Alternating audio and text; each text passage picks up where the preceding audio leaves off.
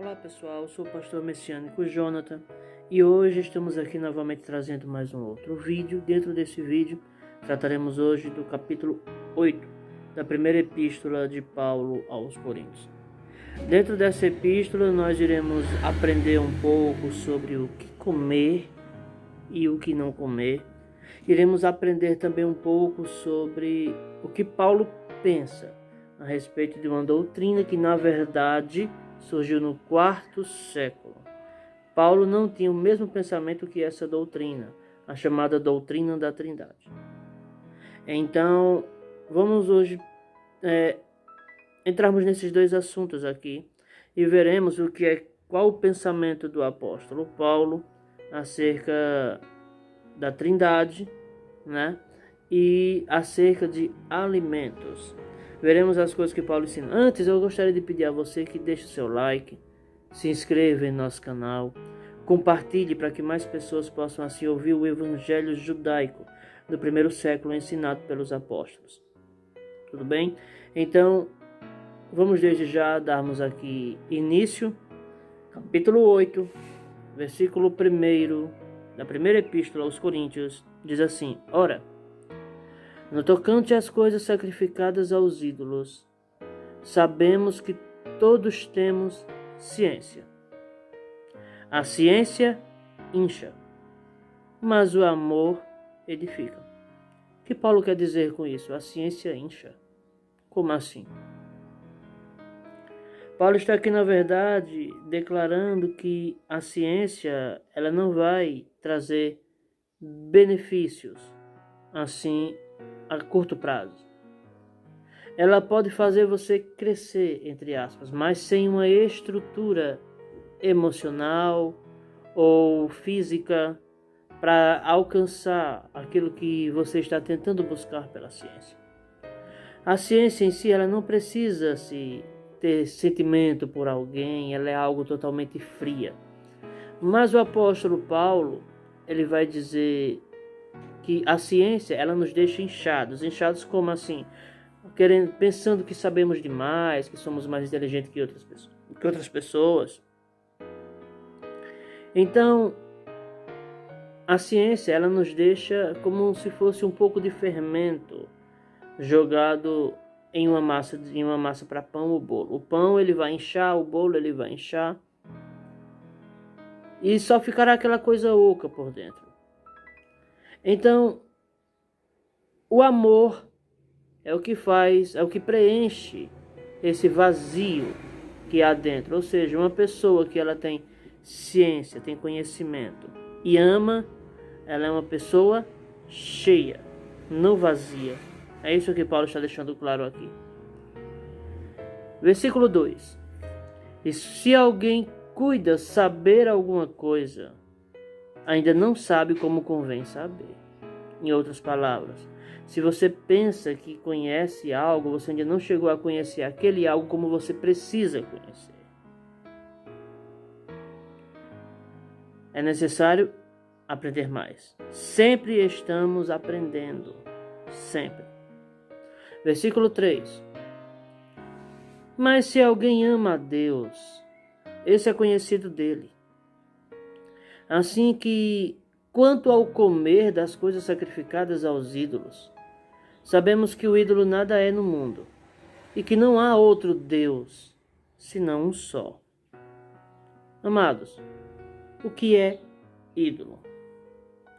Ídolo é qualquer coisa a qual você coloque, literalmente, acima de Deus ou no mesmo patamar que Deus.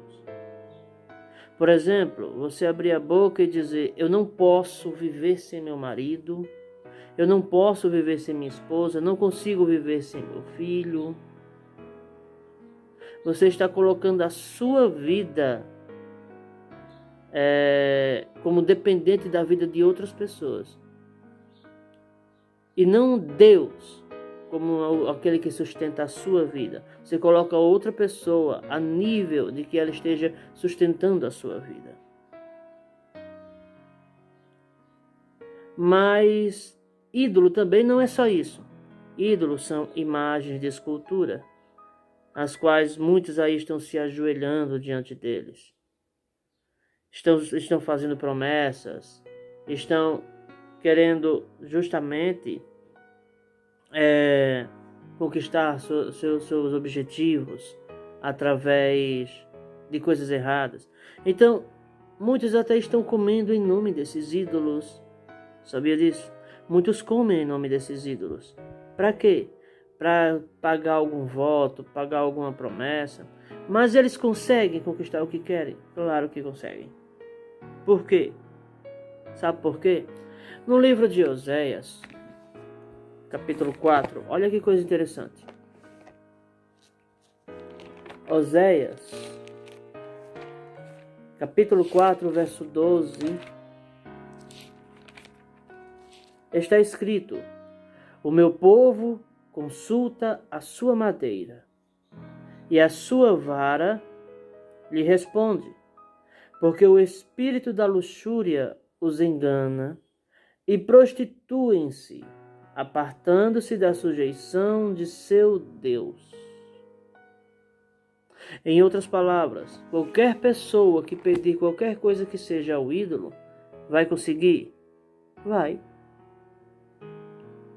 E pode ter certeza que quem mais responde rápido são eles, viu? Mas por quê?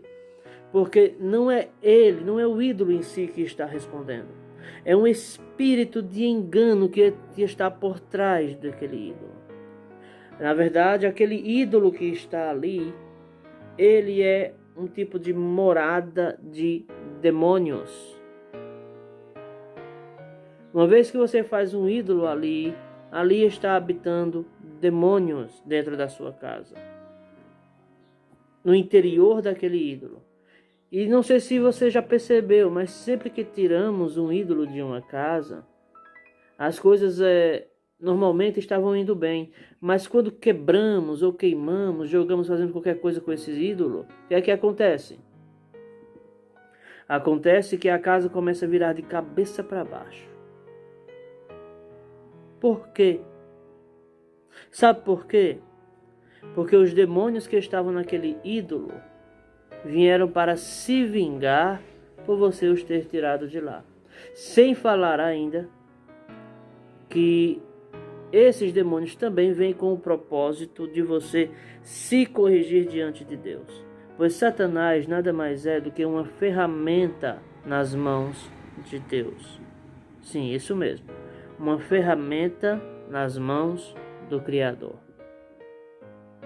Nós vamos ver isso aqui justamente em 1 Crônicas, capítulo 21, versículo 1, né? 1 Crônicas, capítulo 21, versículo 1. É 1 Crônicas ou é 2 Crônicas? 1 Crônicas 21, primeiro, isso. E logo em seguida, 2 Samuel 24, primeiro. Veja que coisa interessante aqui, ó. Então Satanás se levantou contra Israel e incitou Davi a numerar a Israel. Veja que aqui declara que foi Satanás que provocou a Davi para que ele pudesse numerar a nação de Israel. Já em 2 Samuel capítulo 24, versículo 1, o que é que diz aqui? Olha que coisa forte aqui. 2 Samuel 24, 1. Diz assim: e a ira do Senhor se tornou a acender contra Israel e incitou a Davi contra eles, dizendo: vai, numera a Israel e a Judá. Oxê. Em um texto fala-se que é Satanás. Em outro texto fala-se que foi a ira de Deus. Dá a entender o quê? A Bíblia, ela estaria errada fazendo isso? De forma nenhuma. Precisamos entender que Satanás nada mais é do que a manifestação da ira do Todo-Poderoso. Ele é a personificação, a qual o próprio Criador, ele deixa claro o porquê ele o criou. Isaías capítulo 54, versículo 16, está escrito: eu criei o ferreiro que assopra as brasas no fogo. Também criei o assolador para destruir, ou seja, para causar destruição. O que isso significa? Quem é o assolador de acordo com o Novo Testamento? Isaías capítulo 54, versículo 16. Quer saber quem? Jesus enfrentou ele lá em Mateus capítulo 4. Satanás. De acordo com o Novo Testamento, o assolador é Satanás. Aí vem Deus em Isaías 54, 16 e diz: eu criei o assolador para causar destruição. Ou seja, Satanás nunca foi bonzinho. Nunca houve essa história de que ele um dia foi um anjo de luz. A Bíblia nunca relatou isso. Nunca. Não há nada dentro das Escrituras que comprove que Satanás rebelou-se contra Deus. Até hoje, ele está servindo a Deus, de acordo com esses 3 textos aí que nós vemos. 1 Crônicas 21:1 mostra que foi Satanás quem incitou Davi a numerar Israel. 2 Samuel 24:1 diz que foi a ira de Deus. Dá a entender que Satanás é a manifestação dessa ira.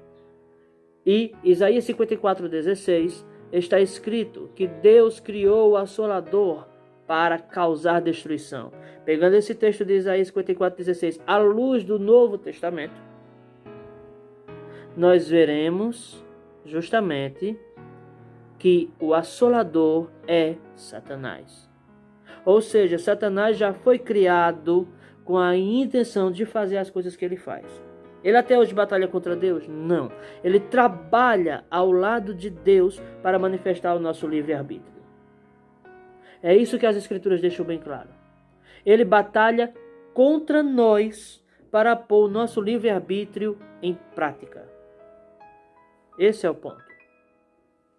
Agora, ele nunca esteve batalhando contra Deus. Quando Jesus disse que ele veio para desfazer as obras de Satanás, é para que nós possamos vencê-lo. As obras de Satanás é as obras do pecado. O objetivo de Satanás, como ele já foi criado mal, é justamente fazer com que o homem peque. Aí vem Jesus e diz: eu vim para desfazer as obras do diabo.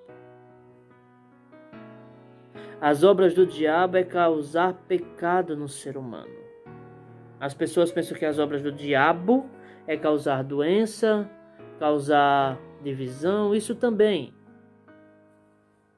Esse é o principal objetivo dele: matar, roubar e destruir. Só que Deus o criou para isso. Então, levando em conta tudo isso, se ele consegue fazer algo em nossa vida, o que é que podemos entender? Que Deus está irado conosco.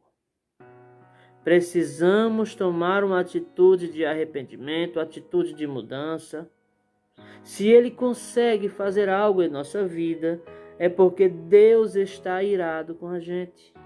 Por Satanás ser a manifestação da ira do Todo-Poderoso, uma vez que ele consegue nos tocar, que ele consegue fazer algo contra nós, é porque Deus está entristecido, está irado. Precisamos entender que Satanás é uma ferramenta. Não vou entrar nesse assunto agora porque o assunto daqui é justamente, dei apenas uma pequena pincelada, né? Mas estamos ainda na epístola de 1 Coríntios capítulo 8. Vamos voltar então aqui para ela. Novamente. 1 Coríntios capítulo 8. Aqui, certo. Agora, vamos lá. Versículo 4. Assim que quanto ao comer das coisas sacrificadas aos ídolos, sabemos que o ídolo nada é no mundo, e que não há outro Deus, senão um só. Porque ainda que haja também alguns que se chamem deuses, quer no céu, quer na terra, como há muitos deuses e muitos senhores, todavia para nós há um só Deus, o Pai de quem é tudo e para quem nós vivemos, e um só Senhor, Jesus Cristo, Yeshua HaMashiach, pelo qual são todas as coisas, e nós por ele. Meus queridos, entenda o seguinte, o apóstolo Paulo deixa claro que muitos aí estão servindo a seus ídolos, a seus deuses. Mas para nós há um só Deus e um só Senhor. Veja que o apóstolo Paulo ele faz diferença. Ele faz diferenciação. A doutrina da Trindade, ela não diferencia o Pai do Filho, nem o Espírito do Filho. Ela não diferencia, pelo contrário, diz que os três são um só. Então vamos assim examinar um pouquinho aqui, ver como é que a doutrina da Trindade vai nos apresentar esse Deus trinitário. Primeiro, de acordo com a doutrina da Trindade, o Pai é uma pessoa, o Filho é uma pessoa, o Espírito Santo é uma pessoa. Se são pessoas, devem ter características pessoais, características de pessoas, ok?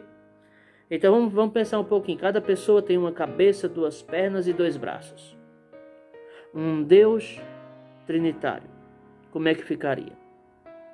Ele ficaria justamente com 3 cabeças, 6 braços e 6 pernas. De acordo com o ensino dessa doutrina, nós vamos ver um Deus com 3 cabeças, 6 braços e 6 pernas.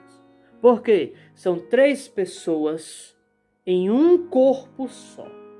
Mas se fossem 3 pessoas divididas, seriam 3 deuses. Mas como são 3 pessoas em um corpo só, são um Deus só.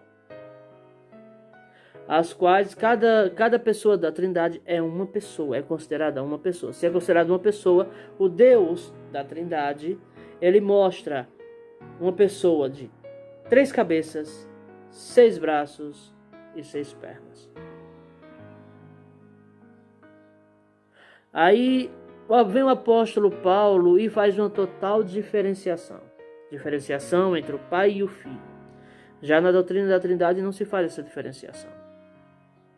Paulo vai dizer, todavia para nós há um só Deus, o Pai, de quem é tudo e para quem nós vivemos, e um só Senhor, Jesus Cristo, pelo qual são todas as coisas, e nós por ele. Meus amados, o apóstolo Paulo ele vai dizer que há um só Deus e um só Senhor. Até aí, tudo bem. A doutrina da Trindade ela vai aceitar isso. Mas, né, para variar, nós vamos ver aqui na epístola de Paulo aos Gálatas, capítulo 3, versículo 20, o seguinte, ó. Capítulo 3, verso 20, está escrito, ora, o medianeiro, quem é o medianeiro? Yeshua. Yeshua é o medianeiro entre Deus e os homens. O medianeiro não é de um, mas Deus é um. Esta seria a mais perfeita oportunidade que o apóstolo Paulo teria para dizer Deus é 3 em 1. Mas ele não disse Deus é 3 em 1. Ele disse Deus é um. E veja que em 1 Coríntios capítulo 8, versículo 6, ele fez uma diferenciação entre o Pai e o Filho. Ok? Então ele deixa claro, Deus é um, não 3 em 1. Aí veja mais aqui também Efésios, capítulo 4, versículos 5 e 6. Diz assim, ó. Um só Senhor. Quem é esse Senhor? Yeshua. Uma só fé. Um só batismo. Um só Deus e Pai de todos, o qual é sobre todos e por todos e em todos vós. Meus queridos, Todo momento o apóstolo Paulo vem fazendo essa diferenciação, mas as pessoas, infelizmente, preferem acreditar naquilo que a sua religião lhe ensina. Versículo 7 de 1 Coríntios capítulo 8 diz assim: mas nem em todos há conhecimento, porque alguns até agora comem com consciência do ídolo coisas sacrificadas ao ídolo, e a sua consciência, sendo fraca, fica contaminada. O apóstolo Paulo deixa claro que alguns cristãos ali naquele meio, não tinham medo de comer coisas que eram sacrificadas aos ídolos. Pelo contrário, eles comiam, e as pessoas que viam eles comendo, a consciência ficava fraca, não aguentava ver aquilo e saía, abandonava a igreja. Aí o que é que Paulo vai dizer?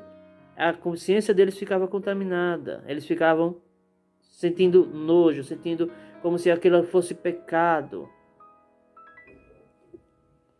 Aí Paulo vai dizer, ora, a comida não nos faz agradáveis a Deus, porque se comemos, nada temos demais, e se não comemos, nada nos falta. Ou seja, Paulo está dizendo, nós não temos a mínima necessidade de comermos coisas sacrificadas a ídolos, coisas oferecidas a ídolos. Não temos a mínima necessidade disso. Até porque se nós comermos, não será nada demais, não vai acontecer nada com a gente. Porque a comida não vai mudar a nossa santidade em nada. Mas vede, versículo 9, que essa liberdade não seja de alguma maneira escândalo para os fracos. Ou seja, Paulo está dizendo, pense naqueles que não têm o conhecimento que você tem. Não queira fazer com que eles sejam escandalizados, pensando que você, de certa maneira, está denegrindo a consciência dele. Você está ofendendo a consciência dele, fazendo assim com que ele fique com a consciência de pecado, e por causa da sua comida, seu irmão será condenado. Versículo 10. Porque se alguém te vir a ti, que tens conhecimento, sentado à mesa no templo dos ídolos, não será a consciência do que é fraco induzida a comer das coisas sacrificadas aos ídolos? Pela tua consciência perecerá o irmão fraco, pelo qual Cristo morreu.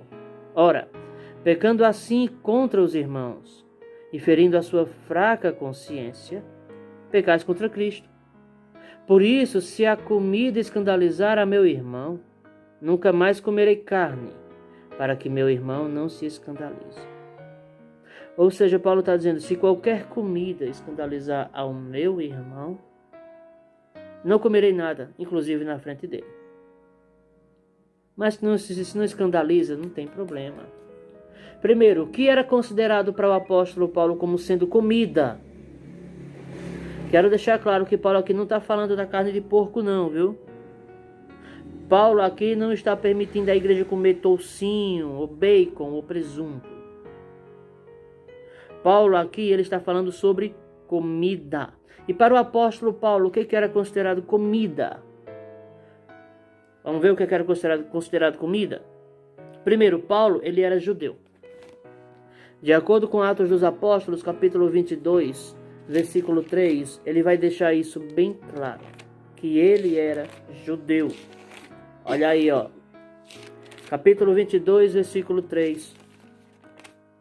Diz assim: quanto a mim, sou judeu, nascido em Tarso da Cilícia, nesta cidade criada aos pés de Gamaliel, instruído conforme a verdade da lei de nossos pais, zeloso de Deus, como todos vós hoje sois.